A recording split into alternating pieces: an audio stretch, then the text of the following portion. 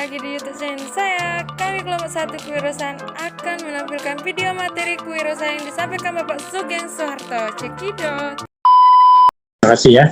Jadi intinya secara ini Anda semua sudah sepaham bahwa wirausaha itu lebih luas dari wira swasta.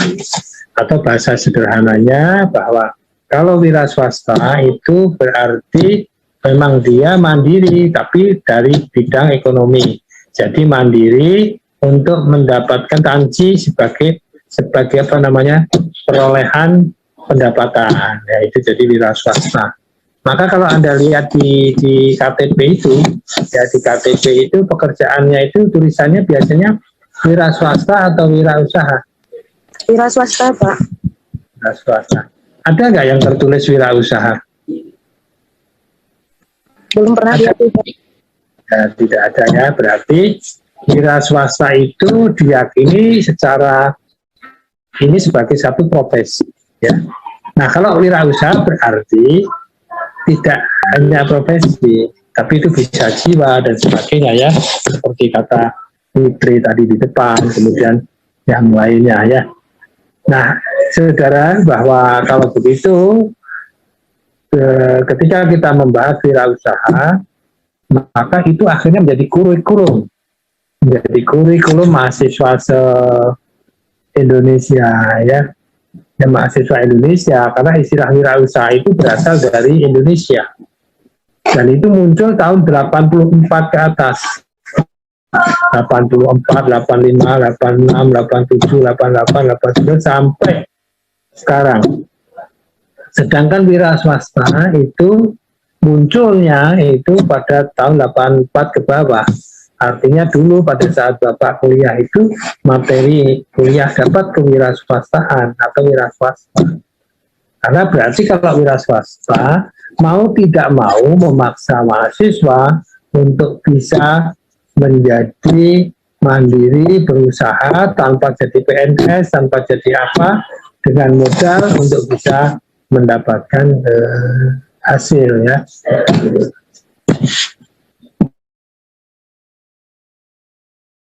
Apa namanya? Itu yang dimaksud dengan wira swasta dan wira usaha. Nah, kalau begitu ya, bahwa wira swasta itu berarti memandang kemandirian itu dari aspek bisnis saja atau aspek ekonomi saja. Sedangkan wirausaha memandang entrepreneurship, memandang kemandirian itu dari sisi bisnis. Tapi bisa juga non bisnis. Ya, contohnya banyak tadi, mahasiswa yang nggak bisa dagang bisnis, nggak usah harus bisnis. Tapi bagaimana belajar dengan baik, dapat beasiswa sehingga dia berprestasi, itu berarti berjiwa wira usaha. Kemudian dia punya uang 3 juta pemberian orang tua, bisa dikelola dengan baik sehingga dia bisa beli buku dan lain-lain, berarti dia bisa memilih dengan baik. Berarti dia juga mahasiswa yang punya jiwa wira usaha. Oke ya, jadi saudara sekalian, dua pengertian sudah kita pahami, artinya disitulah perbedaan. Kalau bicara perbedaan, mesti ada persamaan. Persamaannya apa? Persamaannya sama-sama diharapkan untuk bisa menjadi insan ekonomi yang bagus.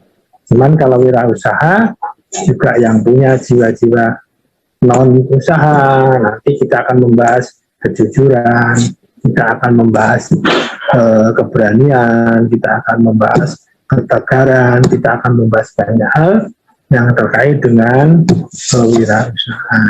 Ya, oke saudara sekalian, jadi satu bab Anda berkaitan dengan apa makna kewirausahaan dan kewirausahaan sudah kita selesaikan. Nah sekarang karena kewirausahaan itu menjadi tema, maka kita tidak bicara kewirausahaan, tapi kita bicara kewirausahaan. Materi kita adalah kewirausahaan. Tetapi di dalam kewirausahaan itu ada juga yang bernyangkut tentang aspek ekonomi. Saya perkirakan atau saya coba kurikulum itu sampai dengan perkuliahan UTS kita akan membahas kajian wirausaha dari aspek ekonomi.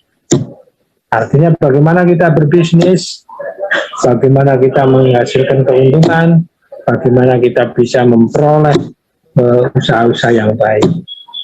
Nanti setelah ujian akan kita bahas tentang kewirausahaan dari aspek non-ekonomi. Artinya bagaimana?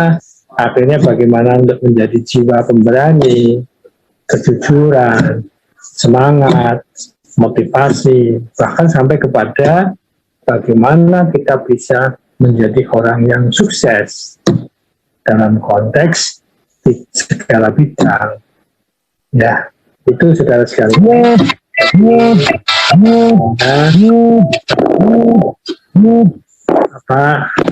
Sepakati bahwa kuliah hari ini sampai dengan yang akan datang itu berarti dari sisi ekonomi atau bisnis. Setelah UTS nanti kita bicara wirausaha dari aspek non bisnis. Ya, oke. Baik saudara sekalian. Nah, apa saja kira-kira ruang lingkup yang akan dibicarakan di dalam bisnis? Yang pertama, kita akan membahas tentang jenis-jenis usaha. Nah, yang kedua, kita akan bicara tentang badan hukum. Kita akan bicara tentang BH, badan hukum. Dan kita juga akan bicara BU, badan usaha. Ya, nanti kita akan bisa membedakan BH itu seperti apa, BU itu seperti apa, ya, untuk kita pahami. Kemudian yang ketiga, kita bicara tentang perzinaan. Apa perizinan? Perizinan. Masa bicara perzinaan, ya, perizinan. Jadi bagaimana mengurus izin, ya. Kemudian kita bicara tentang lembaga perizinan tersebut, ya, jadi lembaga-lembaga perizinan. Kemudian yang kelima, kita bicara tentang true story, ya, true story. Jadi fakta, cerita fakta. Tentang apa? Tentang kesuksesan. Jadi true story tentang kesuksesan. Artinya orang bisa sukses dari bisnis, cerita fakta. Kemudian yang kedua adalah kita bicara tentang kegagalan. Kegagalan, jadi true story, ya. Jadi bukan bicara ngecek, ya, tapi kita bicara fakta. Maka Anda nanti ke lapangan, Anda bisa mencari orang yang sukses menurut versi Anda seperti apa, Anda deskripsikan. Dan Anda melihat seseorang itu gagal berusaha itu seperti apa. Karena sesungguhnya orang mengatakan sukses itu apabila orang itu karena ada yang mengatakan karena kegagalan tertunda. Kalau kegagalan tidak dilanjutkan, ya akhirnya gagal. Tapi ketika kegagalan kemudian diambil hikmahnya, maka terjadi kesuksesan. Dan sebaliknya kesuksesan itu bukanlah tidak melalui kegagalan. Jadi orang yang berhasil, para pebisnis misalkan, bisnis X, itu ternyata dari awal bukan hanya X saja, tapi ternyata bergeser dari berbagai bisnis akhirnya 5 tahun bisnis ini, 5 tahun bisnis ini, 5 tahun bisnis ini, begitu tua kemudian bisnisnya ini. Ya bisa jadi, ya, dan itu akhirnya berhasil dan sebagainya. Itulah perjalanan. Nah itu untuk pembicaraan kita sampai dengan UTS, ya, itu. Kemudian nanti di setelah UTS bisa usaha, ya, atau filosofi tentang kewirausahaan. Baik saudara sekalian, itu apa namanya, itu ruang lingkup ya yang akan kita bahas selama mid semester ya. Jadi jenis usaha, badan hukum, badan usaha, kemudian perizinan, lembaga perizinan, kemudian true story. Ya, jadi kita sama-sama itu. Kemudian sistem apa namanya, perkuliahan. Ya, tadi learning by doing. Saya mengatakan Anda memikir apa yang saya katakan benar tidak, kemudian diresapi dalam hati, kemudian psikomotorik Anda melakukan satu apa namanya, menulis apa yang saya sampaikan. Itu saudara sekalian, ada pertanyaan dulu sebelum saya lanjutkan masuk ke materi jenis-jenis usaha. Silakan kalau ada pertanyaan. Izin bertanya, Oke, silakan. Siapa? Lucy, Pak. Siapa? Lucy. Lucy. Oke, Lucy, silakan. Jadi, terima kasih atas kesempatannya, Pak. Saya ingin bertanya, bagaimana sih, Pak, cara menumbuhkan jiwa wirausaha? Karena jiwa wirausaha ini tidak semua orang memiliki.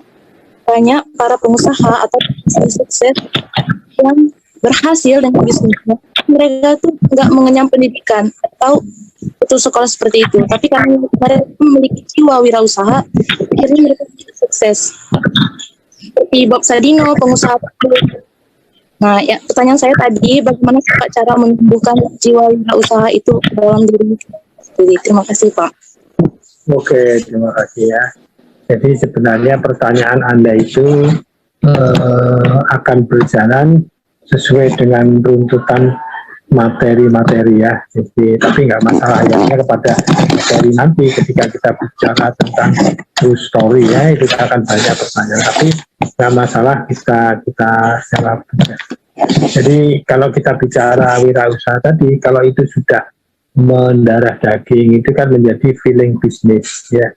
Kalau orang punya feeling bisnis itu sambil jalan itu pikirannya sudah mikir, begitu tahu klik apa keloan dia sudah berpikir itu, wah ini cocok kalau dibuat rumah makan. Kemudian kalau melihat situasi pandemi begini, dia pikiran dia sudah mikir, wah itu kain-kain apa potongan-potongan bisa dibuat masker. Dan itu terbukti para wirausaha bikin, tapi lama kelamaan berhenti. Kenapa? Ya karena orang kalau beli kain itu kan dicuci dipakai lagi. Nah, terus kemudian berkembang masker-masker yang lepas pakai dibuang aja gitu kan. Nah itu akhirnya apa? Itu kan agak cukup drastis ya, harganya bahkan tinggi. Kemudian hand sanitizer, kemudian ada yang lain lah, pokoknya jenis-jenis itu. Tapi mungkin ya suatu saat akan pasang surut. Nah itu bisnis-bisnis yang sifatnya spontan. Termasuk juga zaman-zaman di sini orang banyak bunga-bunga. Orang yang punya jiwa bisnis langsung pergi keluar ke daerah lain, ke Lais atau kemana sambil bawa keranjang, motor, cabutin rumput-rumput di pinggir jalan yang itu dianggap-anggap itu bunga. Berikan pot-pot kecil, akhirnya dia tata di depan rumah, di mana akhirnya bisa muncul itu sebagai satu bisnis yang bisa menguntungkan. Gitu. Jadi sekali lagi, bagaimana menumbuhkan, itu yang pertama adalah bahwa munculnya jiwa usaha mungkin karena bisa satu faktor keturunan. Kalau yang namanya keturunan itu ya sulit dipangkas. Jadi bapak ibunya dia berdagang bisa begini, apapun jadi duit ya. Jadi ibarat di rumah itu ada rumput ya jadilah duit ya. Karena rumput ketika dibuat persegi tegak selebar tehel, dijual harganya ada ya 500, 300 dan seterusnya. Kemudian yang kedua bahwa itu adalah karena di samping karena keturunan itu karena bakat. Nah, kalau namanya bakat, orang yang suka nyanyi itu ngapalkan lagu cepat. Tapi orang yang nggak bisa nyanyi untuk menghafalkan sederet bait saja, wah pening bukan main. Termasuk orang-orang yang kiroah dan sebagainya, itu ada bakat tertentu sehingga cara menghafalkan yang bagus. Orang lain ikut boleh, tapi bisa tidaknya dan seterusnya itu akan berbeda dengan orang yang bakat. Kemudian yang ketiga adalah lewat pelatihan, pendidikan. Ya salah satunya ini adalah menjelaskan motivasi gambaran. Ya jadi, nah kalau Anda kemudian secara keturunan bagus, bakatnya ada, dapat sentuhan sedikit pelatihan, oh jadi. Tetapi ketika Anda secara keturunannya saja bagus, mungkin agak kurang-kurang bakat, lama-kelamaan karena tertekan keadaan, Anda pun juga bisa sukses. Atau sebaliknya karena pelatihan atau pendidikan, Anda akhirnya tertarik, akhirnya akan menjadi pengusaha yang sukses. Nah, Anda bilang tadi seperti Bob Sadino, Yusuf Kala, jadi itu Yusuf Kala itu orang tuanya karena keturunan ya, akhirnya dia bisnis. Tapi ketika sudah tua-tua dia berpolitik, bernegara tidak. Tapi dalam konteks tertentu jiwa-jiwa keturunannya muncul. Jadi sebagai seorang pebisnis, jadi apa-apa kadang berketimbangannya ekonomi dan sebagainya. Ya jadi sekali lagi bahwa bagaimana cara ya menumbuhkan jiwa wirausaha, ya ada beberapa hal yang jelaskan, seperti hanya Anda mencintai seseorang, maka tentunya ada beberapa langkah. Anda boleh saja langsung mencintai sesuatu yang menjadi minat, atau Anda karena berkawan dengan orang. Ada orang mengatakan bahwa untuk mengetahui karakteristik seseorang itu dilihat dari kawan bermainnya. Nah, kalau kawan bermainmu adalah orang-orang wirausaha, orang-orang yang suka maju begitu, ya mau tidak mau saya kira Anda akan ketularan. Tapi ketularan positif, dia berwirausaha.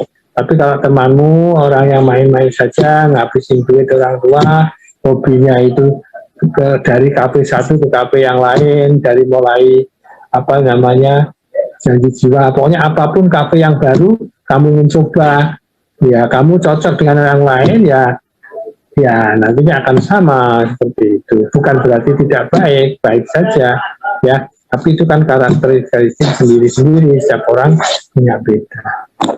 Ya, mungkin itu ya jawaban pengantar aja, karena nanti pada saat gilirannya kita akan membahas lebih lanjut. Karena sesungguhnya kewirausahaan itu bisa karena faktor keturunan, bisa karena bakat, dan bisa karena pelatihan atau workshop.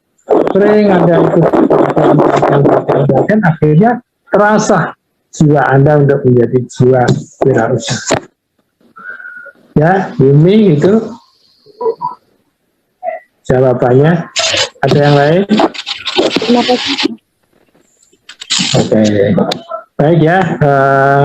Kita lanjutkan materi ya tentang jenis-jenis usaha.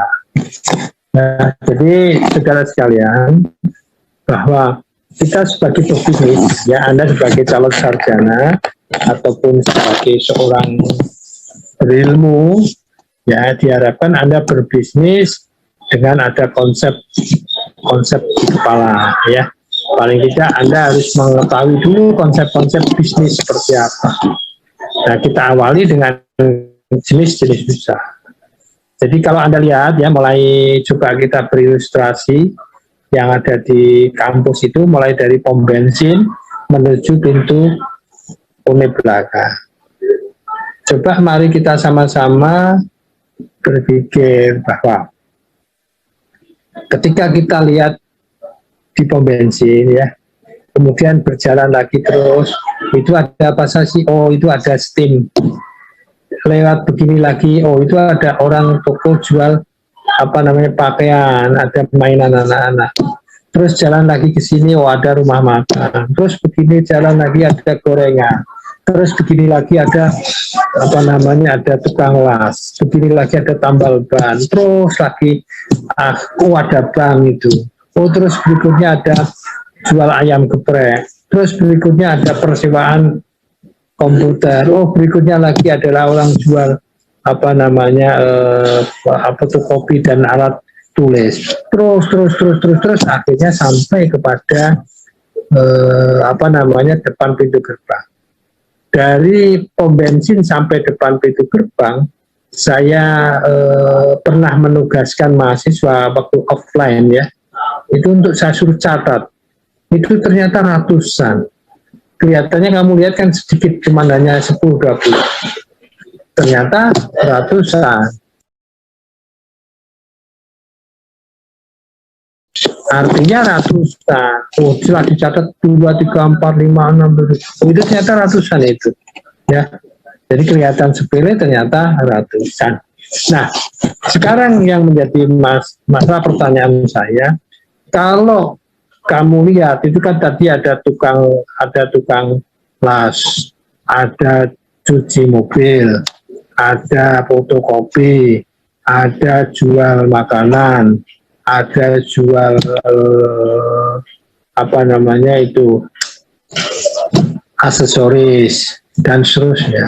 Nah, dari banyaknya jenis-jenis itu sesungguhnya terbagi menjadi 3. Nah, jadi jenis usaha. Yang pertama adalah dagang atau yang disebut dengan commerce, bahasa Inggris ya, commerce, COMMERCE. Nanti ya, kita Anda pernah belajar bahasa Inggris ya. Kalau bahasa dusun ya COMMERCE, komersial ya, commerce atau komersial. Jadi dagang, commerce atau komersial. Ya. Yang kedua ada namanya jasa. Jenis usaha kedua jasa. Yang ketiga adalah industri,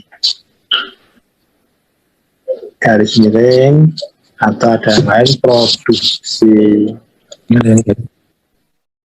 garis miring atau pabrik, garis miring pabrikan, pabrik sama pabrikan. Jadi kalau ada orang ngomong dengan pabrik, kalau ada orang ngomong produksi sama dengan pabrikan, sama dengan pabrik. Kalau ada orang pabrikan sama berarti dengan industri. Industri itu artinya kan membuat sesuatu. Kalau jasa itu berarti memberikan satu pelayanan tertentu. Nah, kalau dagang menjual dan atau membeli sesuatu. Nah, sekarang dari 3 itu kita bahas satu persatu ya. Kita bahas yang pertama, commerce atau dagang. Apa itu dagang atau commerce?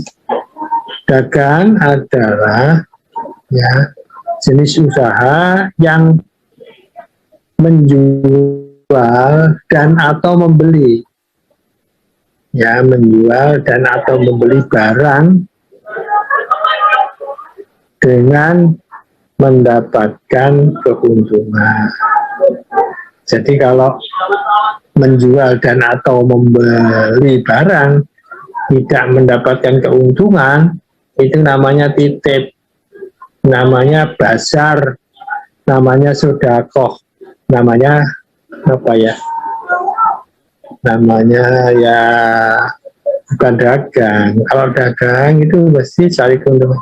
Contoh begini ya, kawanmu itu mau ke Bandung, kamu ngomong, oh ya nanti saya belikan ini ya untuk seragam kawan-kawan di ikatan aktivitas pemuda buku-buku yang ada di Bengkulu ya. Oke, harganya kaos berapa? Harga kaosnya harganya misalkan 25.000. Kemudian Anda, oke, aku pesen 100 ya. Nah, Kemudian kawan Anda membelikan, sampai di sini kawan Anda dapat barang itu dan Anda membayar 100 kali 25. Oh, berarti 2,5 juta ya. Nah, setelah itu, nah karena itu ya udah ini saya kasih 2,600.000 atau 2,700.000 untuk kamu, nah, karena kamu repot beliin saya. Kira-kira siapa namanya si Ali tadi, si X tadi yang titip kepada kawannya itu, berarti kawannya itu termasuk dagang atau tidak ya? Gimana? Tidak. Ya, termasuk dagang nggak kawanmu tadi si yang dititip tadi si Bayu misalkan sih, dagang nggak itu? Karena dia keuntungan. Termasuk dagang tadi, ya. Siapa tadi? Tidak, Pak. Ya. Kenapa?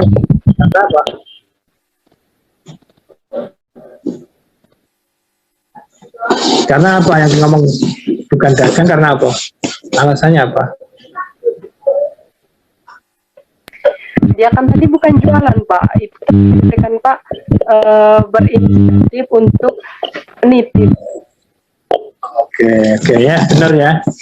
Jadi si Bayu tadi bukan termasuk dagang. Kalau meskipun tadi dia dapat duit 100 atau 200, tapi bukan dagang. Karena dagang itu adalah membeli dan atau membeli untuk mendapatkan keuntungan. Keuntungannya tentunya keuntungan per barangnya berapa. Ya, artinya ketika dia dari Bandung ke sini cuma bawa barang itu misalkan, ya tidak akan mungkin bisa, ya mungkin keuntungannya harus ditambahkan biaya transport dan sebagainya. Ya, jadi Bayu tadi tidak termasuk dagang. Jadi dagang kita tarik kembali, definisinya adalah menjual dan atau membeli barang, ya, dengan mendapatkan keuntungan. Jadi menjual dan atau membeli. Kenapa menjual dan atau? Menjual itu artinya kan begini, ada juga ya. Ya mungkin ada orang tukang jual bakso ini. Kemudian ada orang yang nitip bakwan. Nah kan dia kan tinggal jualkan. Dia tidak beli. Baru bakwan berapa yang laku dia bayar kan. Juga misalkan dealer mobil, dealer motor, ternyata barang-barangnya itu ternyata barang titipan, misalkan dari Honda, cuman karena itu punya showroom titipkan. Dengan demikian maka definisinya menjual, ya, menjual. Tapi menjual dan atau membeli. Ada yang menjual dan membeli. Misalkan kamu jual pakaian, jual tapi kamu pergi ke Jawa, Kulaan, atau ke Padang, kamu Kulaan. Berarti menjual dan atau membeli. Kemudian ada juga yang dagang itu dimulai dari membeli dulu baru menjual. Ya, atau Anda duduk tapi pembelinya datang, penjualnya datang. Ya seperti yang sudah besar-besar, apa itu namanya distributor. Ya, Anda duduk nggak pergi-pergi Kulaan. Tapi banyak orang titip barang di situ. Nah, setelah titip barang di situ, baru itu. Ya, itu.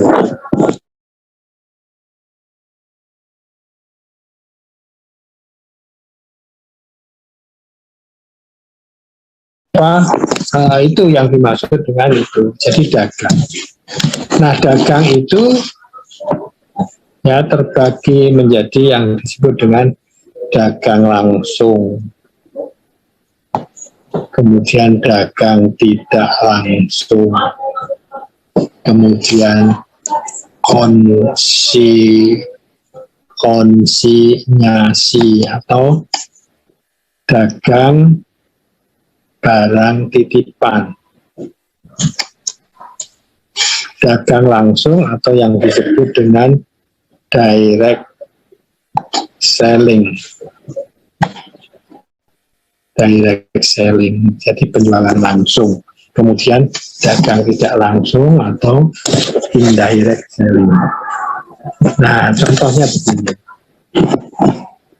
Ya, jadi direct selling, ya, direct selling itu artinya perdagangan langsung antara penjual dan pembeli. Take and give. Ada uang, ada barang. Kalau tidak ada uang, tidak ada barang. Itu namanya perdagangan langsung. Nah, perdagangan langsung kira-kira apa ya? Apa kira-kira perdagangan langsung apa? Coba Wahyu. Apa Wahyu kita perdagangan langsung itu apa?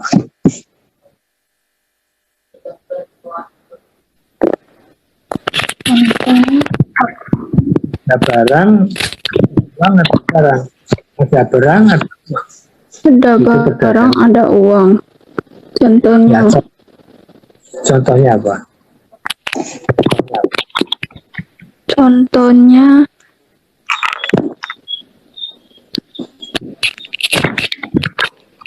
Contohnya ketika kita berjualan, misal jualan bakso, kan ada barangnya, contohnya bakso, nanti ada pembelinya, itu beberapa bentuk uang.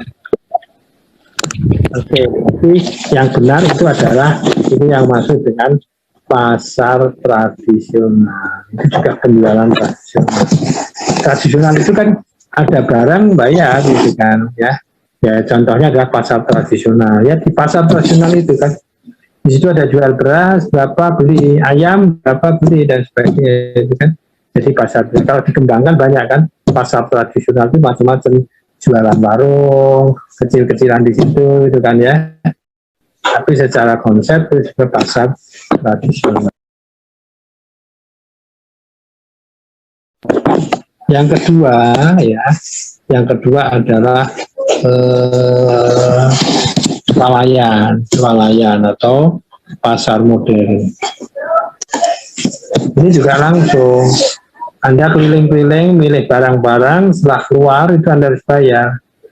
Kalau barang yang Anda berikan itu Anda bayar sesuai yang ada. Kalau duitnya cuma 1 juta, ya barangnya tentunya 1 juta. Kalau itu kan juga itu yang disebut dengan jadi pasar swalayan atau apa namanya, pasar modern ya, lawannya pasar tradisional. Kemudian yang ketiga apa kira-kira? Ya, tadi contohnya apa? Boleh kamu bicara bakso, kemudian bicara warung itu dan sebagainya. Itu kan bagian dari konsep pasar tradisional. Artinya ada uang, ada barang, ada jual. Nanti kamu ngomong lagi ada jual apa undi-undi, ada jualnya banyak, tahu bulat, nah dijual dadaan ya. Itu macam-macam, tapi itu termasuk pasar tradisional. Ya, kemudian swalayan, ya swalayan itu kan ngambil barang dulu baru membayar. Ya, kemudian berikutnya adalah apalagi coba kira-kira jual beli apa yang take and give, langsung dan beli. Apa kira-kira? Apa? Ada yang cari? Pastinya gila. Oh, si Dita bukan ya, saya Dita. Ada yang namanya Dita Staf tadi. Oke, jadi itu apa namanya? Apa yang take and give? Ada uang, ada barang. Dan itu apa itu? Jual beli apa? Apa Priska kira-kira? Apa coba? Jual beli ternak. Jual beli ternak. Ya, ternak itu artinya yang lazim ya. Ayam, bebek. Jangan terus kamu bilang ular, harimau. Itu bukan itu yang sudah barang-barang langka, tapi yang lazim ya. Ya, jual sapi, kambing, ayam, burung, itu jualnya ternak ya. Nah, itu kan ada barang, ada uang, ada barang. Ya. Misalkan itu ada ditulis di kertas, dijual sapi montok harga 15 juta. Kira-kira kamu langsung bayar atau lihat sapinya dulu? Ya, lihat sapinya dulu, montok kan atau enggak kan? Nah, artinya apa Pak? Itu kita masuk berarti itu barang-barang ternak. Penjualan barang ternak itu termasuk direct selling. Jadi ketika ada sapinya, Anda baru bayar. Nah, jadi itu barang-barang ternak. Terus kemudian juga misalkan kalau itu idul kurban itu ada tulisan dijual sapi, fotonya kan mesti gemuk. Yang dijual kan tidak mesti itu, orang itu gambar sapi aja kan. Tapi ketika waktu dijual kan Anda lihat di kandang, akhirnya nunjuk, oh itu. Bahkan Anda nggak ingat sapinya, nggak ingat, paling ditandai aja, mungkin ekornya diberi tulisan atau apa. Nah itu berarti itu ya, termasuk beli ayam, beli pokoknya barang-barang ternak itu adalah direct selling. Ada uang apa?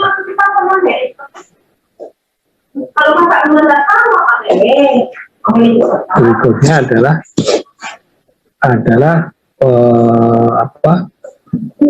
jadi barang ternak ya, penjualan ternak. Yang berikutnya yang keempat adalah barang-barang second itu apa? Bekas ya, barang-barang second. Ini direct selling. Misalkan ya, ada dijual HP harga 500.000, merek Samsung bagus. Kira-kira langsung Anda bayar atau gimana? Anda harus nengok dulu. Begitu. Maka itu yang disebut dengan direct selling. Melihat barangnya dulu, baru dibayar. Maka banyak kan perjodohan lewat Facebook itu tidak pernah ketemu, tiba-tiba langsung menikah, kecewa. Ya, kenapa lagi ngisi masker? Nggak taunya hidungnya 2. Kalau hidungnya pesek wajar banyak. Hidungnya mancung wajar. Ini hidungnya 2. Jadi ada tumbuh itu jelek. Nyarinya apa? Harus direct selling, harus melihat. Dulu pernah terjadi di Afghanistan. Jadi orang menikah itu karena dia pakai cadar ya, itu menikah. Tapi kira-kira itu esok harinya minta cerai. Kenapa? Ternyata lanang sama lanang gitu. Jadi lanangnya sama kayak banci begitu ya. Jadi begitu, tapi dia itu pernah terjadi ini kalau saudara pernah baca itu. Tapi ini kembali lagi, jadi ke konsep barang langsung, penjualan langsung adalah barang-barang bekas, yaitu atau yang disebut dengan dagang. Artinya apa? Kalau orang mau membeli dagang itu ada barangnya. Misalkan begini, ada tulisan dijual motor atau dijual mobil harga 30 juta. Wah, murah sekali, kijang 80 juta. Apakah Anda langsung transfer uangnya dan nanti kijangnya datang? Percaya begitu? Tidak kan? Anda harus lihat mobilnya dulu. Kalau oke, baru ya. Jadi itu yang disebut dengan direct selling, harus tahu barangnya baru. Berikutnya yang kedua itu adalah indirect selling. Indirect selling itu artinya barang-barang atau barang yang tidak langsung. Apa kira-kira? Online shop. Apa? Toko Ya, online. e-commerce. Ini e-commerce ya. Jadi inilah dagangan yang merebak selama pandemi. Cuman dengan catatan bahwa tidak terjadi penipuan atau memang orangnya pelaku yang betul-betul profesional. Kadang-kala ada yang numpang di situ adalah pemalsuan. Gambarnya adalah gambar yang bagus, Misalkan celana levi's ataupun sepatu itu Nike, Ardila ya mereknya, atau Lotto ya, atau dan seterusnya. Tapi ternyata itu barangnya tidak seindah warnanya. Itu diambilkan dari Jibaduyut yang dusun. Nah ini penipuan itu kan. Jadi oh ya, di dua ya. Ambil di kamu kan dimasukkan di WA juga. Ya, di WA itu kan tidak hilang nanti. Ya, makasih. Jadi itu yang dimaksud dengan direct sell, indirect itu artinya itu. Jadi mungkin online shop atau e-commerce ya.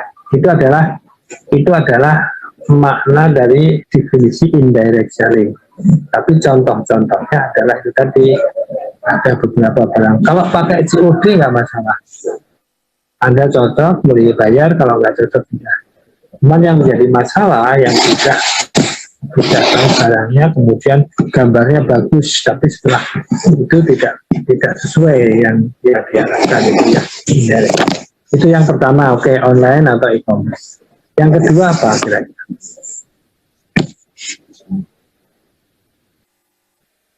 Barang-barang atau rumah-rumah atau entertainment baru ya. Jadi rumah-rumah baru, kemudian mobil-mobil baru, motor-motor baru, itu termasuk indirect selling. Kalau tadi misalkan motor dijual 3 juta, baru misalkan motor tahun 2002, tapi nggak tahu bekas, mobil bekas, motor bekas, tapi kan bekas numbur pohon, bekas masuk jurang, yang nggak ngerti. Tapi kalau baru itu standar, maka banyak orang tuamu ini, kamu itu berani bayar membeli mobil atau motor DP dulu.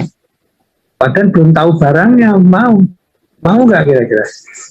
Mau kan kalau barang itu baru. Rumah pun developer itu kamu lihat barangnya, mau meskipun belum dibangun. Karena asumsinya adalah barang itu baru, standarnya sama. Tapi kalau yang bekas, rumah bekas ini, maksudnya rumah yang ada, tapi yang sudah dipakai lama, sudah pengembangan, ditambah kamar dan sebagainya, itu meskipun murah kamu harus nengok dulu. Jangan-jangan di tengahnya ada sumur berbahayanya, atau mungkin dan seterusnya. Nah, maka indirect selling itu satu online tadi, yang kedua adalah barang-barang baru, rumah, motor-motor, contohnya yang baru yang standar. Nah, untuk indirect ini orang berani DP banyak karena ada dua hal. Yang pertama adalah trust. Trust itu artinya kepercayaan.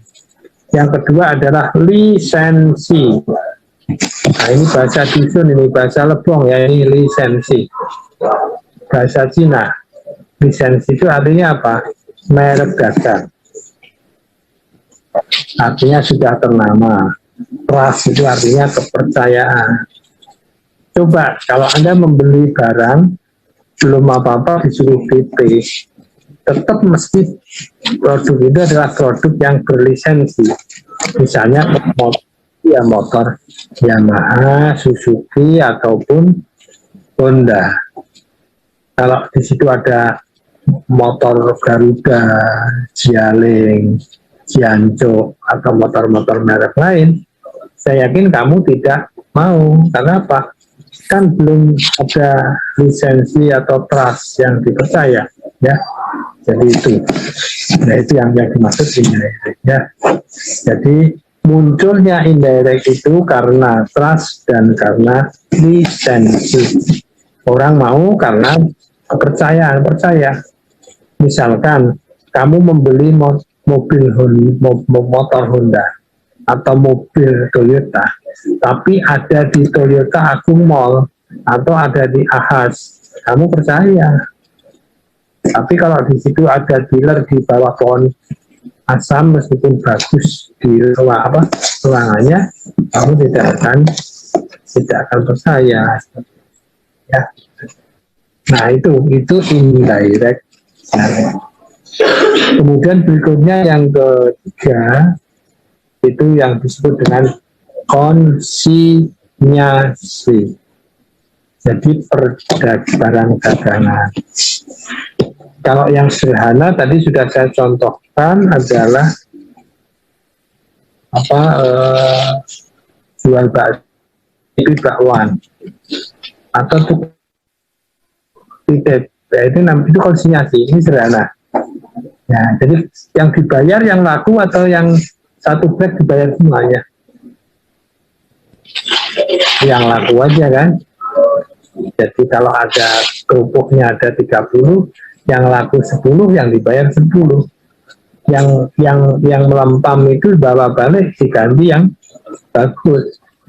Ya, karena itu adalah barang dagangan. Nah, barang dagangan itu biasanya contoh yang lain biasanya dealer-dealer. Ya. Jadi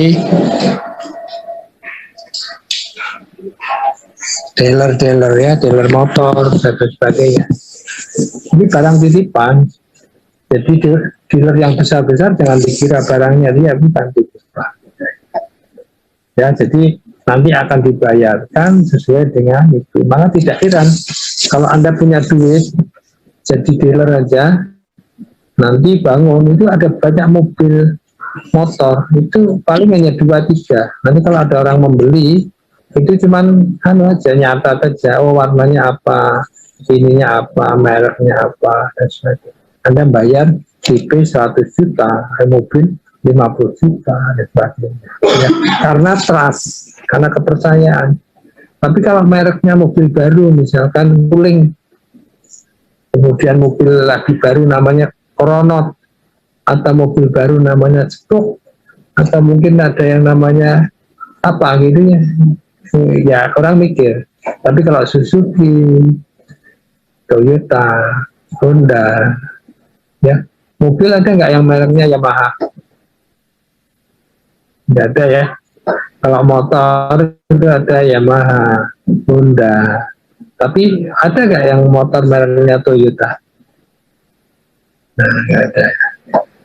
Oke, saudara sekalian ya, jadi itu pertama kita bicara tentang jenis-jenis usaha, satu dari dagang. Ada pertanyaan sampai di sini?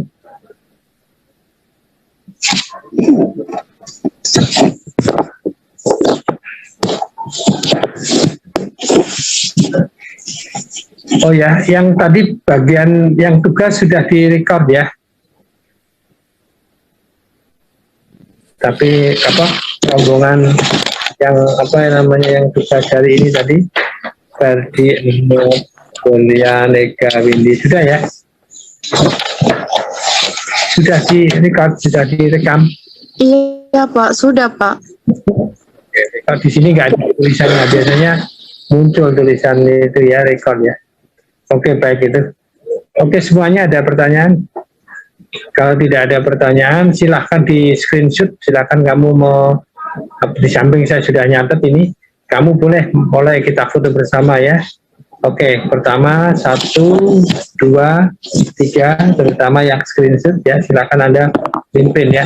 Kemudian berikutnya digeser, berikutnya silahkan Anda atau berikutnya di screenshot lagi. Silahkan yang bertugas yang ngomong. Tadi saya mencontohnya aja sekali. Kepada saudari Ferdi bisa untuk dipandu teman-temannya. Kepada saudari Ferdi saya persilakan. Saudara-saudara.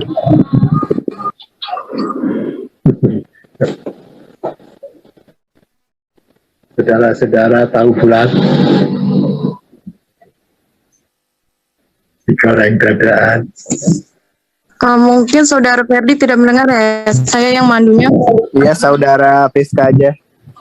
Ya, untuk slide pertama 1, 2, 3.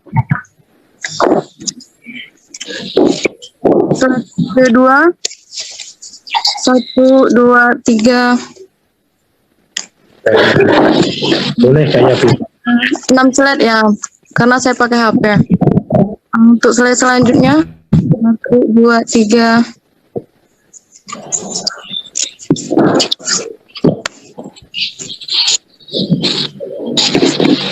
Slide selanjutnya 1, 2, 3. Yang selanjutnya 1, 2, 3. 1, 2, 3.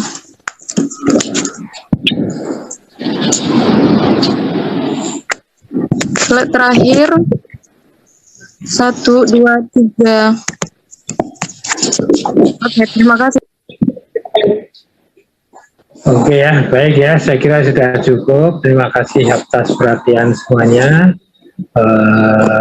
Saya lihat Anda sudah mulai ada yang lapar itu. Nyender-nyender itu udah lapar ya. Oke, saya akhiri. Terima kasih. Selamat siang. Assalamualaikum warahmatullahi wabarakatuh.